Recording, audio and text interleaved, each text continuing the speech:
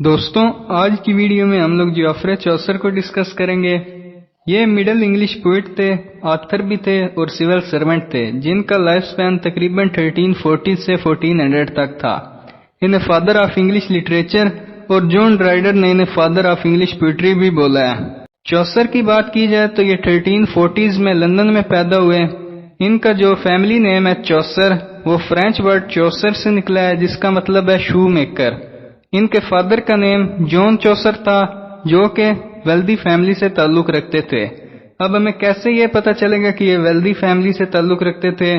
1324 میں جو جون چوسر تھے، ان کو ان کی خالہ اغوا کر لیتی ہیں، اس امید پر کہ یہ ان کی بیٹی سے شادی کریں گے، لیکن خالہ پکڑی جاتی ہیں اور انہیں 250 پاؤنڈز، جو آج کل کے لگ بھگ 2 لاکھ پاؤنڈز بنتے ہیں، جرمانہ کیا جاتا ہے۔ اس سے پتہ چلتا ہے کہ فائنینشلی طور پر فیملی کافی سیکیور تھی، اور 1349 میں جب جون چوسر کی ایگنس کاپٹن سے شادی ہوتی ہے تو وہ جہیز میں 24 شاپس بھی لے کر آتی ہیں۔ اس سے معلوم ہوتا ہے کہ چوسر کا تعلق کافی ویلدی فیملی سے تھا۔ چوسر کے کیریئر کی بات کی جائے تو وہ بھی ان کے فادر کی وجہ سے شروع ہوتا ہے۔ ان کی فادر کی جان پہچان کی وجہ سے یہ ایلزابتھ ڈی برگ، جو کہ کاؤنٹس آف السٹر تھیں، ان کے کنیکشن میں آئے اور ان کے لیے ایز اے پیج کام کرنے لگے۔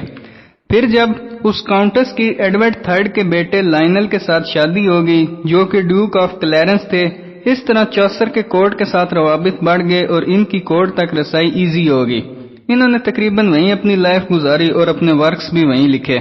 1359 میں یہ کنگ ایڈورڈ تھرڈ کی آرمی جوائن کر لیتے ہیں اور انہیں انگلش آرمی کی طرف سے فرانس کے ساتھ لڑنے کے لیے بھیجا جاتا ہے، لیکن 1360 میں وہ ریمز کے محاصرے کے دوران چوسر پکڑے جاتے ہیں اور پھر 16 پاؤنڈ کی رقم ادا کر کے چوسر کو چھڑوا لیا جاتا ہے۔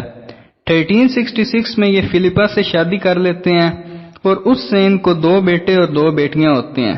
فلپا جو تھیں وہ کورٹیئر بھی تھیں۔ 1367 میں چوسر نے، جو کہ خود بھی لا کی تعلیم حاصل کی تھی، تو یہ کنگ ایڈورڈ تھرڈ کی رائل کورٹ کے ممبر بن جاتے ہیں۔ 1372 یا 1373 کے درمیان چوسر اٹلی میں ایک ٹرپ پر جاتے ہیں اور وہاں یہ اٹالین پوئٹ پیٹرارک کے کانٹیکٹ میں آتے ہیں۔ پیٹرارک انہیں اٹالین پوئٹری سے انٹروڈیوس کرواتے ہیں۔ 1374 میں یہ لندن میں ایک بندرگاہ کے کسٹم کنٹرولر بن جاتے ہیں۔ 1378 میں کنگ رچرڈ II چوسر کو میلان بھیجتے ہیں ایک سیکرٹ مشن کے لیے۔ وہاں پر ان کی ملاقات جون ہاکورٹ سے ہوتی ہے، جنہوں نے میلان کے لارڈ کو سرو کیا ہوتا ہے۔ چوسر کی کینٹربری ٹیل میں جو نائٹ کا کریکٹر ہے، وہ انہوں نے ان جون ہاکورٹ کو سپوز کیا ہے۔ 1385 میں چوسر کینٹ چلے جاتے ہیں اور وہاں کمشنر آف پیس کے طور پر کام کرنے لگتے ہیں۔ 1386 میں یہ کینٹ کی پارلیمنٹ کے ممبر بھی بن جاتے ہیں۔ 1389 میں چوسر کو بادشاہ کے کاموں کا کلرک بنا دیا جاتا ہے، جو بادشاہ کے تعمیراتی منصوبوں کا انتظام کرتا ہے۔ 1390 میں کاروبار کے دوران چوسر کو لوٹا جاتا ہے اور یہ زخمی بھی ہو جاتے ہیں۔ پھر 1391 میں انہیں رائل فوریسٹ میں ایز اے ڈپٹی فوریسٹر بنا دیا جاتا ہے۔ 1394 میں انہیں 20 پاؤنڈز کی سالانہ پینشن بھی دی جاتی ہے، اور پھر 1400 میں چوسر کی نامعلوم بنیادوں پر ڈیتھ ہو جاتی ہے۔ پھر انہیں ویسٹ منسٹر ایبے میں دفن کیا جاتا ہے، لیکن 100 سال بعد جب ان کی قبر کی دوبارہ کھدائی ہوتی ہے تو کچھ قیاس آرائیاں سامنے آتی ہیں۔ کچھ لوگوں کا کہنا تھا کہ انہیں رچرڈ II کے دشمنوں نے مارا ہے، اور پھر ان کی جو سی باقیات تھیں ان کو پوئٹس کارنر میں دفن کر دیا جاتا ہے۔ یہ پہلے شاعر تھے جو پوئٹس کارنر میں دفن ہوئے تھے۔ ان کے ورکس کی بات کریں تو انہوں نے رائم رویل انٹروڈیوس کروائی، جو 7 لائن پر مشتمل ہوتی ہے اور ایمبک پینٹامیٹر میں لکھی جاتی ہے۔ اس کی رائمنگ سکیم ABABBCC ہوتی ہے۔ جیوفرے چوسر اپنے ورک دا کینٹربری ٹیل کی وجہ سے کافی مشہور ہوئے۔ یہ ورک بیسیکلی یہ ہے کہ پلگرمز کا ایک گروپ ہے جو سینٹ تھومس بکٹ کے مزار پر جا رہے ہیں۔ اب سفر میں وقت گزارنے کے لیے ہر پلگرم اس بات پر رضامند ہوتا ہے کہ وہ جاتے وقت اور آتے وقت 2 کہانیاں سنائے گا۔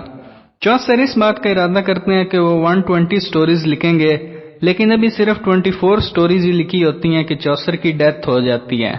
یہ ورک انکمپلیٹ ہے، لیکن پھر بھی انگلش میں اس کا اہم مقام ہے۔ چوسر کا ایک اور امپورٹنٹ ورک ہے دا بک آف ڈچز۔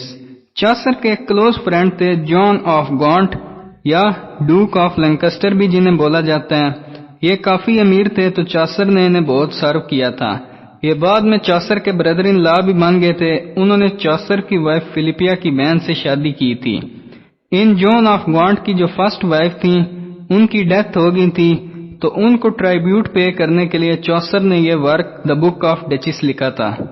اس کے علاوہ بھی ان کے کچھ ارلی ورکس ہیں like Anelida and Arcite, House of Fame, the Legend of Good Women, Troilus and Criseyde. یہ ان کے کچھ امپورٹنٹ ورکس تھے. امید ہے آپ کو ویڈیو اچھی لگی ہوگی.